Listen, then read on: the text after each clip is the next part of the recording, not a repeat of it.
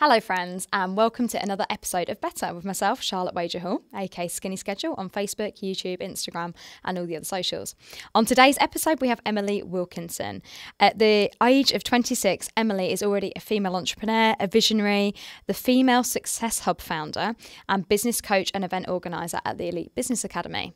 In today's episode, she's going to share some of that enigma with you.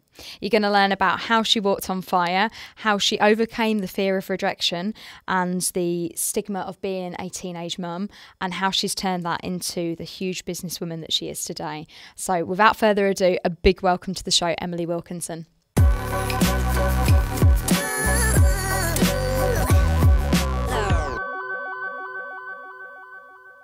So a big welcome to Emily Wilkinson, who is on the show today. So Emily, you're only 26, you're a female entrepreneur, a visionary and a business coach and event organiser at the Elite Business Academy and the Female Success Hub founder. Gosh, you fit all that in. You're only 26. It's amazing.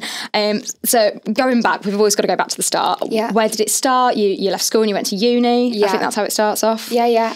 So I did my A-levels. I really wanted to be a criminal psychological profiler because I thought it would be really interesting. When I got to uni, I'd already met my partner and we'd already got a mortgage. So it didn't really make sense for me to sort of rent there and be paying the mortgage at home. So I decided to commute. So how old were you when you did that then? Because that's pretty young, isn't it, to get your mortgage? Well, I met him when I was 16 and more or less straight after. Carl's 4 years older than me. Got you. Right, okay, yeah. So at the time when we got together, obviously he was drinking, he was driving. I wasn't. I was using my fake ID and getting barred out of everywhere. So yeah, I just made the decision that I was going to stick with Carl in Sheffield, commute to Leeds. But the course didn't turn out to be exactly what I expected. It was a lot more about politics and history than actually sort of the psychological side at first. And I wanted to get hands-on. I wanted to get stuck in with something. We'd made the decision that I was going to leave uni. I was already doing 3 part-time jobs at that time. 3 part-time jobs as well as uni? Jobs. Yeah. Wow, and commuting to uni as well. Yeah. My goodness.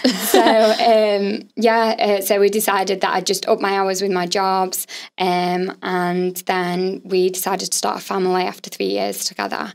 So I got pregnant with Ruby and it was a little bit hard at first. I mean, people were like, oh, she's dropped out of uni to become a teenage mum sort of thing, but I knew what I wanted and I just decided to take some time out with her and concentrate. And you can see just from talking to you before we actually started filming just how much you care about your kids and how much that is your main driving force behind all this. Yeah. So you went on, you had Ruby and then what did you do work-wise then once you had Ruby? Because it's a huge change once your baby comes into your life. You know, you can't do what you did before. No. I think the main decision was that I'd have to work evenings and weekends, a lot of them, and I wasn't prepared to sacrifice that time with her. She was born premature, so that brought its own complications in. And How premature was she? So my waters went at 32 weeks, and I held her until 36. Wow. So yeah, it was a long labour. So I just decided to just take some time out. Carl's job could pay the mortgage and things. So I started looking into self-educating myself at night when I was up feeding her. I was watching YouTube videos, listening to podcasts just going back there then. So what sort of things were you listening to? And do you still listen to some of them as well? Yeah, I was listening to different motivational stuff. So my dad, when I was growing up, he was just a one-man band joiner, very busy. I saw him on a weekend because my parents were split up and I just noticed a huge change in him. And at that age when I was a teenager, I thought he'd lost the plot. I thought he'd joined a cult. Stuck a sign on the house, called it the Happy House, and I wouldn't invite anyone round after that. But he gave me a book and it was a big thing to me because he wasn't very good at reading and writing. He was like severely dyslexic and he'd written in the cover of it. So to me, it sort of told me that it was something important. and it was the teenage version of The Secret by Rhonda Byrne. I didn't know a teenage one existed. Yeah, it was a blue cover, and I can honestly just remember looking at it, reading it, thinking, oh, this must be really important to him, and then thinking, why did he not buy me the adult version? Like, do I not deserve the adult version? Yeah, how old were you at that point then? I must have been about 15, I think. Right, okay, yeah, so I shoved it under my bed, like didn't read it, and then once I had Ruby and I was sort of thinking of things that I wanted her to do in her life, I thought, God, the one thing that I promised my dad was that I'd read that book, and I've not read it. So I got it out and read it. Obviously then went on to read the proper version of it, and something just clicked in my head. I'm not sort of a woo-woo-y person. I'm not very religious and things like that. And I can understand why on first read some people might think like, oh, that's really hard to implement. It sounds a bit hippy-dippy if you've not read it when you first start, but it absolutely works. It works. And so I just started practicing it, and I looked for an income opportunity. It was really important to me to provide an income and contribute towards the house. Some mums are stay-at-home mums, like that's absolutely fine, but I really just wanted to do something to contribute to Ruby. So I looked at network marketing. I researched quite a few different companies. What made you sort of make that connection from that then? Because I know a lot of mums might then just go and get a job at, I don't know, like you say, weekend work, maybe at a cafe, or I don't know. I didn't want to put Ruby in nursery. Right, okay, so you wanted to do something you could work from home. That was the basis. So then you fell into network marketing. Yeah. And obviously a lot of network marketing companies promote personal development as well. So I got stuck into that, and I flew. The customer side built very, very quickly. I wasn't so great at first with the whole recruitment and building a team. And I lacked self-confidence with it. My conviction was there. I believed in my services and things like that. But I was the first sort of female in the team, and obviously I was quite young. So I was coming up against a lot of no's and a lot of rejections. I read a book called Go Pro by Eric War. I remember you saying this actually. I was going to ask you about this. I'm going to write that one. Go Pro by Eric War. And yeah, that was one of those where it just clicked again. And I thought, do you know what? Until I start opening my mouth, talking to people, asking people, then you don't get if you don't ask, sort of thing. So yeah, a residual income was definitely something that appealed to me. And that's something that grew and grew. Yeah. And am I right in thinking that that's what you ended up on stage in Barcelona presenting to 20,000 people? Yeah. Wow. So was that because you were really successful at it? Was it you'd come in with like a fresh approach? Like, what do you think made you different? I think the approach was huge. A lot of obviously network marketing companies have set templates and things like this, and I don't believe in the whole spamming people. And I think it's got to be very a natural thing as well. None of this sort of fake it till you make it sort of thing. And just the customer base flew. So every time there was a new product on offer, a new service, I was the first one there like, I need to come up with a strategy for this. I need to show people that it's easier than they expect. But I didn't know I was going on stage till the day before. Wow. Yeah. Okay, so you didn't get any time to prep. This is very no idea at all. Wow. They flung it on me the day before. They said that they knew I might not get on the plane if I'd have known about it. So, and then when we got there, they were like, oh, we're going in alphabetical order. So I presumed that being my surname was W, I was always last, and they were doing it by first name. And I bet you were first. Oh, no. So I thought I'd structure what I was saying around sort of what everyone else had said. And then you get that opportunity. No. Straight out there. So how did it feel? I knew what I was talking about, so that I think once you're passionate about something and you know what you're talking about, it becomes a lot easier.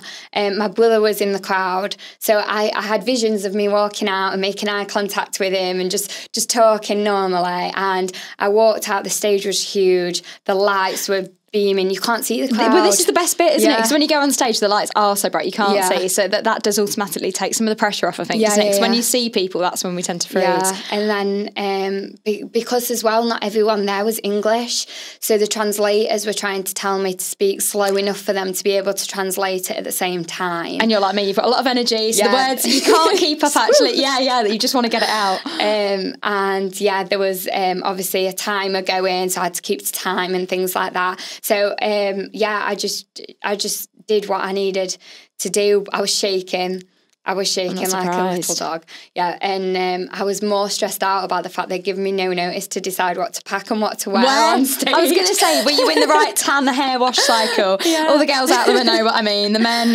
just Google it, you'll see what I mean. So you went from this real high and you were sharing, I'm guessing, were you sharing sort of tips about how to build your business? Yeah, residual income, a lot about confidence as well, how they can take what they learn, obviously from the other leaders, but actually put it into action and a plan as well. And then I had people coming up to me afterwards, obviously, can I have a picture with you? Can I have your autograph? Can we get a webinar set up and things like that? So it was a bit crazy. And obviously when I got home, there was a lot of sort of following up to do with it and things. But that was also around the time where, and I'm totally a believer in the real tough times is what make us. So you were having this absolutely amazing part in your professional life where you were on stage, your business was absolutely flying, but personally it was quite challenging. Yeah. And that's, I believe you and Kyle went through a bit of a rocky patch. Yeah. And can you talk a little bit more about that and then how that sort of propelled you forward? I mean, I think it's always hard when someone does fall into personal development and things.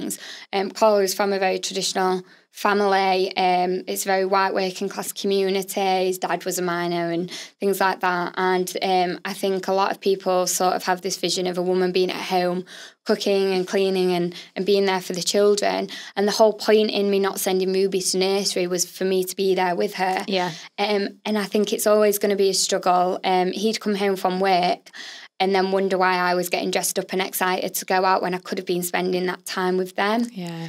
I discovered my why and I was that tunnel vision with it. I was like, nothing's going to stop me. And it just built up a lot. And I think for someone to see someone from the age of 16, obviously I was just a kid. I didn't know what my life goals were and stuff when we met. To suddenly be faced with all these people and being on social media, everyone wants a meeting with you, everyone wants an interview with you and stuff like that. It was hard to balance and probably hard for him to come to terms with that. I'd grown and changed so much as a person.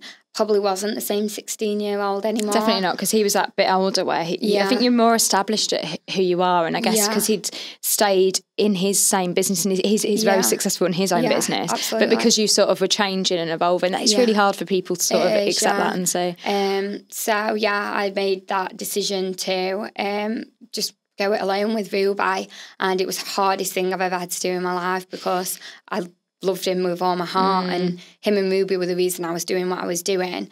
So I left the 5-bed detached house and all that to a little 2-bedroom flat. So on the outside to everyone, I think it was Emily's so successful and she balances everything so well and things like that. And then on the weekends that Ruby spent at Carl's house, he'd built a castle for a bed with a slide on and stuff. Oh my God. And then at mine, we were on these little beanbag sort of things together.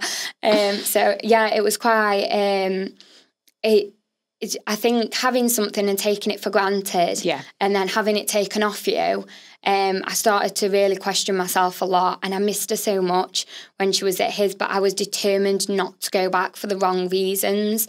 I didn't want to go back under materialistic things. I didn't want us to say, let's work things out, because I don't want it to be from a broken family as such. It had to be a decision within myself that what my own standards, what I'm prepared to sacrifice and what I'm not, and what we can, obviously relationships about compromise at the end of the day. Absolutely. So what were your sort of tips for resolving then and moving forwards for anyone sort of that was maybe, because we've spoken before how it can be quite hard to juggle like your business and everything else. Like how did you sort of compromise, or what tips can you give for resolution? Yeah, well, we were on a complete split. Like he brought me out of the house and we didn't speak for a long time and things.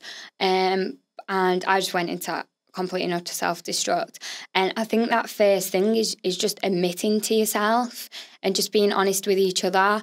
He'd always ask me for a hug when I dropped Ruby off, and I'd straight away think as soon as I hugged him, I'd burst into tears. So I was like, no, I'm getting back in the car, I'm fine, I'm an independent woman, I'm doing my own stuff. When really all I needed was a big cuddle and a Like, inside, we put on this harsh exterior, don't we? Yeah. So I think just admitting to yourself and then thinking to yourself, like, where do I want to be? Because at the end of the day, the reason I started doing what I was doing was to make them proud and to provide that sort of lifestyle for us. And without them, what was the point in it all? Yeah, you were wired, gone. Yeah, having the big, I don't know, attention and following and stuff like that, it's great. But at the end of the day, you've got to be authentic within yourself. And I booked us a log cabin. I didn't tell him where we were going. And I just said, like, we're getting it all out. Whether we come away from it and say that we're just going to be friends and stuff, that's absolutely fine. But we just needed to get it all out in the open, I think. And that's when I made the decision to no longer be active within network marketing, but to still keep, obviously, dual income coming in, because that's obviously what I wanted to give to Ruby when she's older. Oh, that's amazing. Gosh, and it just shows you can get through these things. But I think these tough times lead you to sort of different things, and you sort of continued along that personal development route. Yeah. And I have to say, I have to ask about this as a bit of a fan myself. Yeah. Tony Robbins. Wow.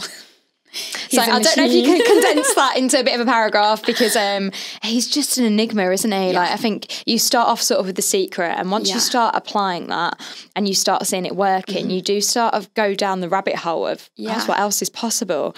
So what did you take from him? Like, because you went on the one of the 3-day programs, the Power Within. Yeah.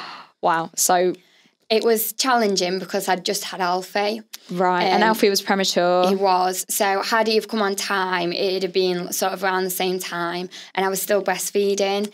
Wow. So it was a big, big decision for me. Did you take Alfie with you? I went on my own. You went by yourself? I went on my own. Yeah, so, and the tickets weren't cheap either and things like that. No, they're not. And how long ago were we talking for this then? Last year. No, 2017. Yeah. So it's not, and was that in London? Or? Yeah, it was in London. So I didn't even know where I was staying because I couldn't afford a hotel down there. Obviously, I was on maternity leave. Yeah. So I made friends with someone from another personal development group, and she offered to meet me off the train, and I could stay in her apartment. Oh, that's amazing. I had visions of me turning up to like this cold-blooded murderer or something like that, but no, it was fantastic. But that's the amazing power of things like social media as well. Yeah. There's a lot of negative stuff about it, but you can so much positivity from it. 100%, and it was just that time away on my own, and I really, really needed that at that point. So it's 3 days. It's full on. I'd started learning a bit of NLP, so I could connect with a lot of things he was saying. For people that don't know NLP, do you want to just sort of summarise? Neuro-linguistic programming. Yeah. So it's about sort of what you've been conditioned to. Obviously, growing up, your environment, your family, and things like that, your behaviours, and also your thought processes.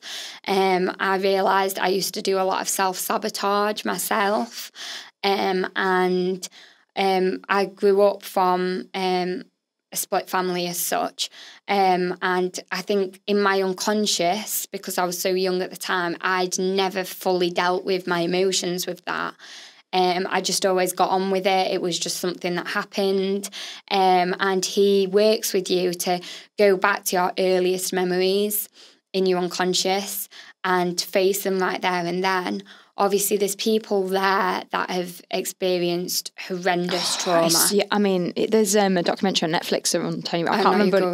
That's it. And I was bawling because some of them, like, obviously we've all got our own trauma, but some of them are like they've come from cults and all sorts of different levels of abuse, and does he sort of go round and pick people out in the crowd? So there was one guy who stood up and he said that he'd gone there that weekend and he'd planned on committing suicide that week, and he stood up and his words, he felt like poison was running through his veins and that he didn't deserve to sort of be here as such. And when he stood up, he was very much like this, and he wouldn't make eye contact with him.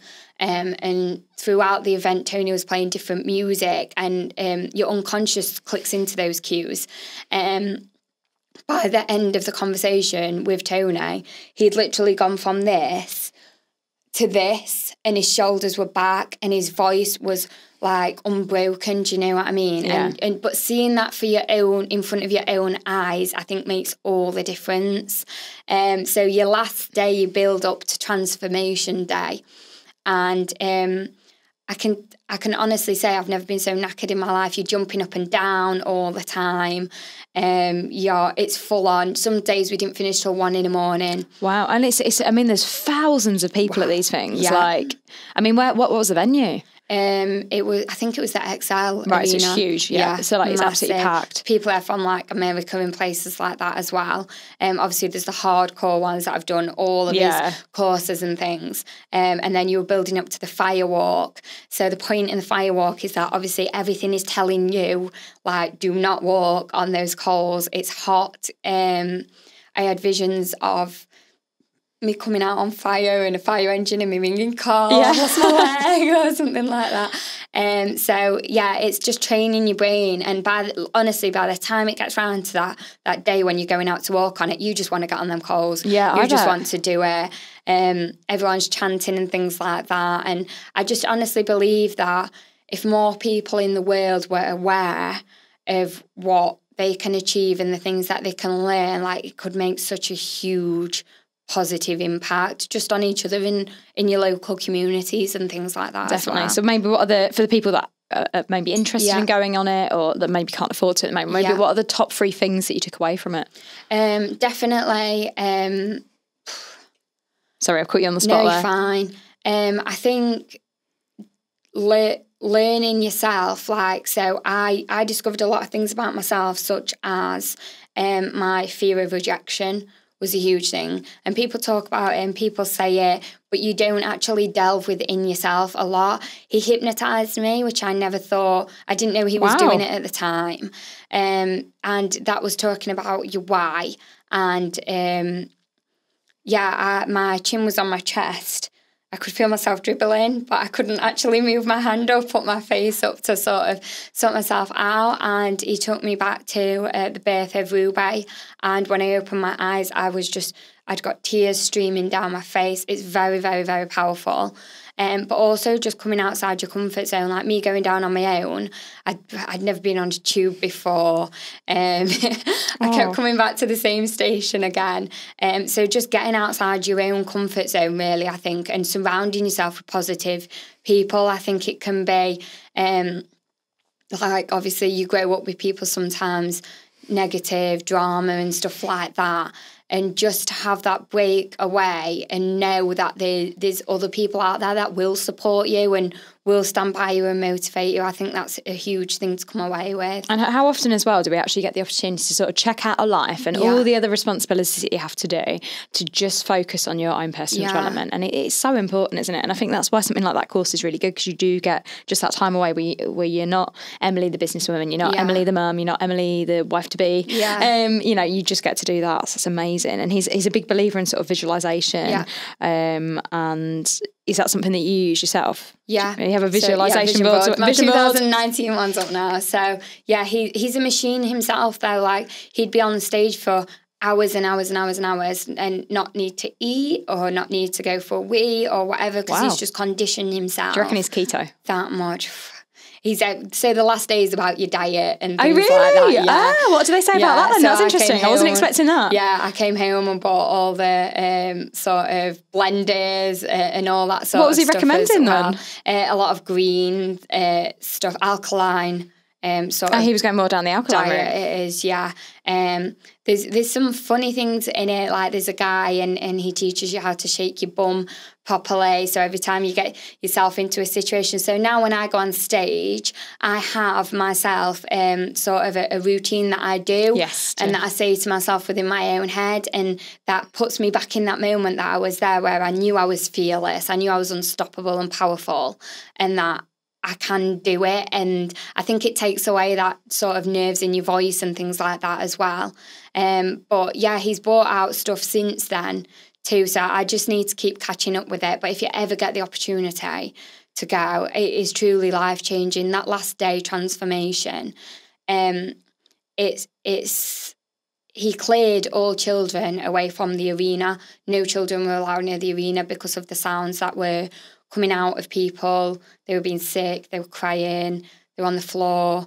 But then once you've dealt with it, and he teaches you how to come around that, you open your eyes and there's just love and gratitude. Okay. And you it's can like really he somehow tell. Manages to do, have you heard of ayahuasca? And people, like, that's a huge thing at the moment, people to like withdraw and like go into rehab and stuff. It's almost like he's done a mental form of ayahuasca. And does he meditate as well, Tony? Do you meditate as well? Because that's something I sort of dib in and out of. I know I need to do it more. Yeah, if I didn't have the kids, I'd love it. Like, the only time I get any time in the house on my own, like, is just when I lock myself in the bathroom for a bath. Yeah, if you're lucky as well, they're always banging on the door otherwise normally, aren't they? I keep telling myself I got up at 4 o'clock and do it before they wake up, and I'm good with the morning routine, but sometimes I am like you, I'm just hit and miss with it a little bit. Oh, God, do you get up at 4 a.m. every day? No, not anymore. Not since the night.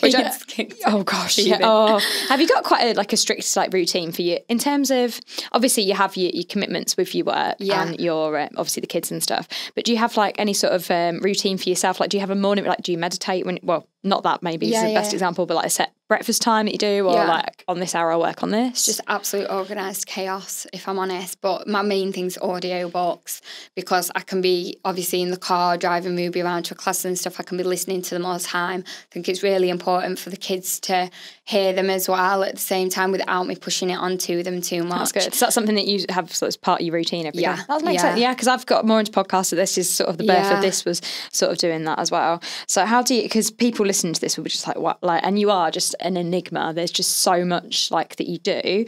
How do you get that balance, or what tips can you offer for that balance? Because obviously there's a lot of mum guilt that we get. Yeah, 100%. Like, how do you balance that? And you planning your wedding as well. You're getting married next year after on your 10-year anniversary, which is very exciting, and destination wedding as well. So how on earth do you do that? What are some of your top tips for balance? Default diary, first of all. So everything default goes what, sorry? A default diary. Default diary? What's a default diary? So I just use the Google Calendar really, but everything's plotted in and colour schemed. But I love stationery as well. So I've got about 3 2019 glitter diaries already. And do you have like one for personal, one for work, one for the kids? Well, I drew one up the other day. I drew a new one up and they were all laughing at me for it because I'd colour coordinated it all and things. But it is hard. Sometimes you don't know if you're coming or going with stuff. It's easy. You get letters home in the book bag and you forget about them because you've just had so much on.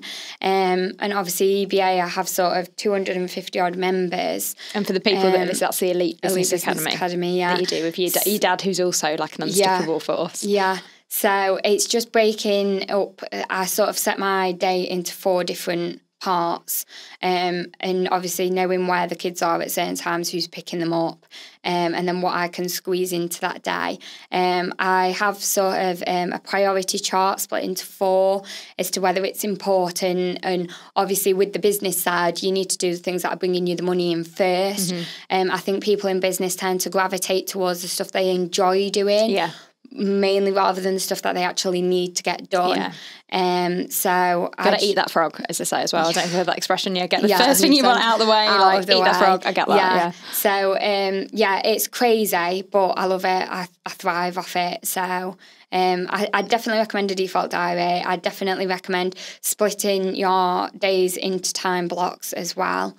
And journaling as well. I write a lot down in a journal. I don't have a specific time for it. Just when I get a moment, I'll sit down with a cup of tea or a glass of wine and just journal my thoughts. And through that, I've made some scrapbooks for the kids as well, so that they can see how much they were stressing me out, and what they were. So did you journal for sort of personal development, or more just to keep like a track of what you achieved that day? Or? Both, I think. I don't think I sit and reflect and read it back enough. Obviously the business side, I'm constantly reflecting, looking at KPIs and things like that. What's KPI for people that don't know? Key performance indicators.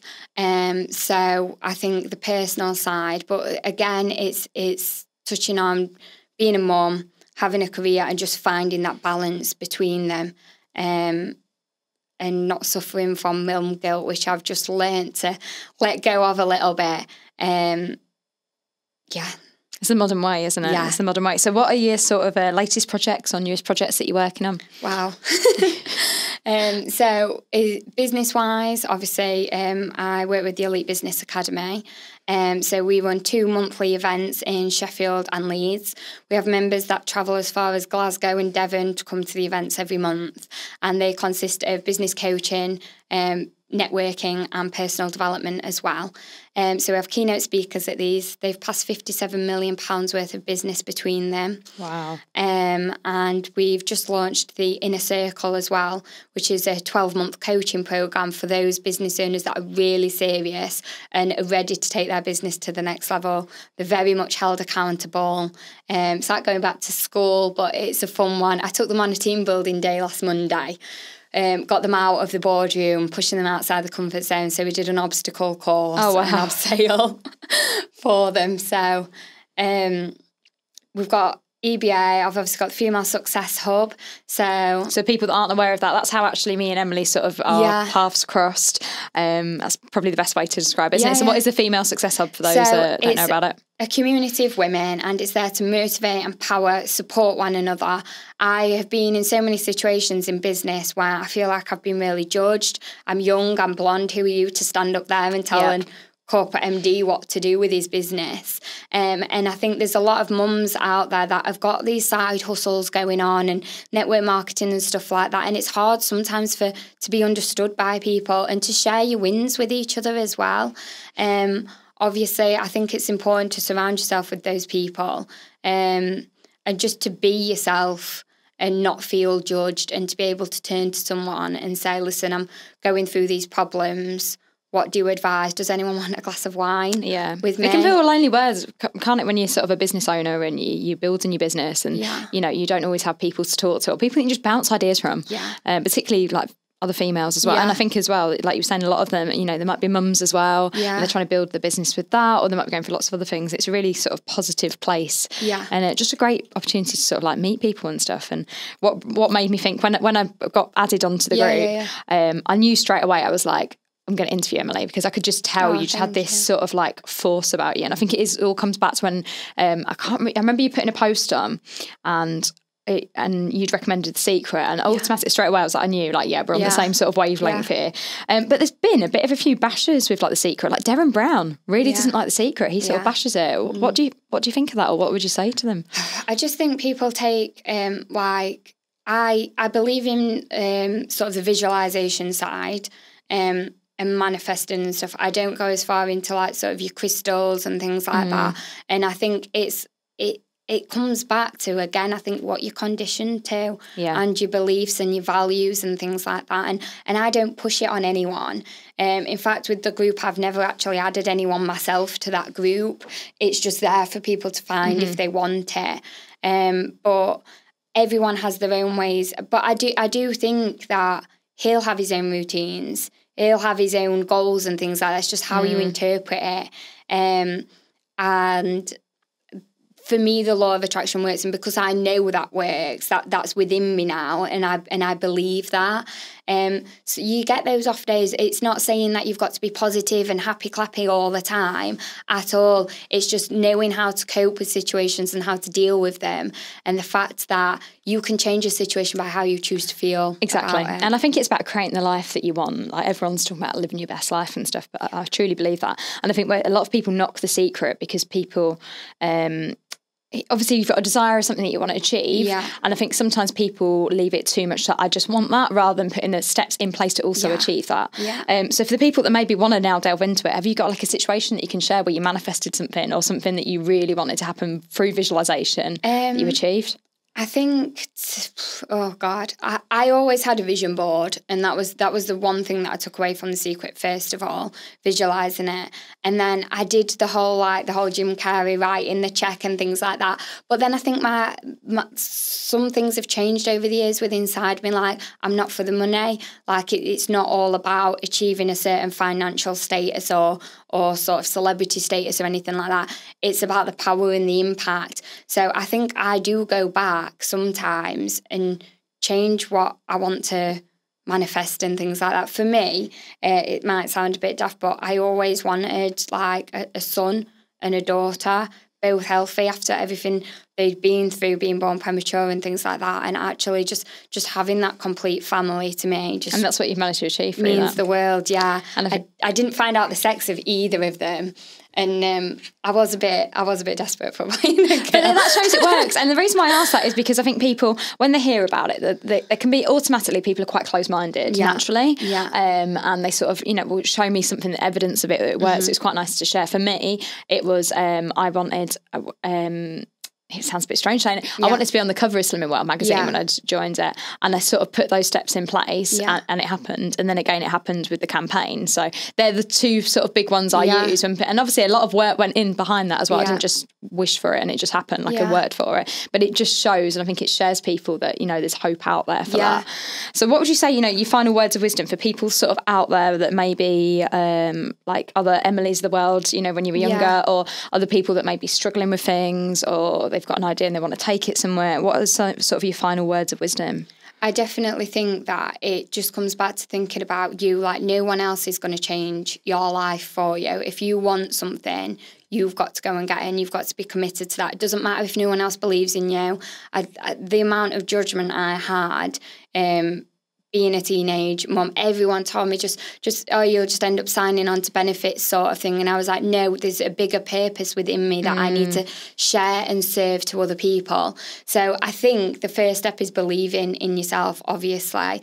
It's easier said than done. A lot of people say it and you think, like, all right for you to say, you've got everything going on at the minute, but I wouldn't have what I've got today if I didn't just step out my comfort zone a little bit.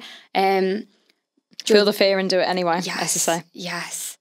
My everyone told me not to do my skydive. My partner really didn't want me to do it, and it was just within me. I was like, I need to give something back. It's something I want to do. It's pushing myself outside my comfort zone, and no matter how many people were telling me not to do it, as soon as I got to that airfield that day, I knew I was doing it. People were telling you not to do it, especially when it's like for charity. It's the whole you've got young kids sort of thing. What if something goes wrong? I think that's where people will come from. And don't get me wrong, obviously, like, I need to be here for them. But you've just got to have that within yourself and have the guts to turn around as well and say, like, no. But like, that's one of the hardest things to do, isn't it? As natural sort of like bubbly people that want to help people, it's really hard to say no sometimes. And just people pleasing with people. But I think one of the hardest things for people to do is to cut off that negativity and cut off those people in their lives that aren't adding any value to them. And I can see all the time when people get stuck in a situation. That's what you call it, like the negativity just really spreads quickly, doesn't it? They can suck all the positive energy out of you and everyone else around. You see it when it happens, don't you? When a mood hoover walks in the room, everyone sort of slumps down and they're like, oh God, don't come over to me, and everything's so bad, and why is it the Eeyores of the world? Be more like Tigger. Yeah. But that's the thing though, you've got to be bouncy, you've got to be bubbly and things like that. And I started to realise like there's reasons things aren't happening for me because I'm getting in my own way. Yeah. You just need to get out of your own way, put yourself out there, and those that love you and want you to succeed will support you with it. And those that don't, I was going to swear. Leave them behind. Well, I think you're true to your testament. What's it? Sassy, classy. I can't say it with my southern accent. It sounds better with a northern accent. Sassy, classy, and a little bit badassy. Yeah, definitely. I think it sounds better in your accents. Maybe you need to do that. I think you're absolute testament to that, and I think people will take away a lot from that. And I think I've wrote down and I can share in like the links and stuff, some of the books. So thank you for coming on. You're and welcome. How can people sort of find you on like LinkedIn, Facebook, Instagram, all the socials? Where do they find you? It's just Emily Wilkinson on Facebook. I need to sort my friend requests out. Emily Wilkinson on Facebook. Is there an option to follow you? Yeah. Emily Wilkinson on Facebook, emilywilkinson.biz on Instagram. There's Female Success Hub on Instagram and the Female Success Hub. I didn't realise it was on Facebook Instagram group. as well. Yeah. And then we've got obviously the Elite Business Academy pages, but for the events it's www.elitebusinessacademy.co.uk. Fab. And I think you've been brilliant. And now I think I'm going to go and get inspired, order some books and learn how to walk on fire. Yay. Thank you very much.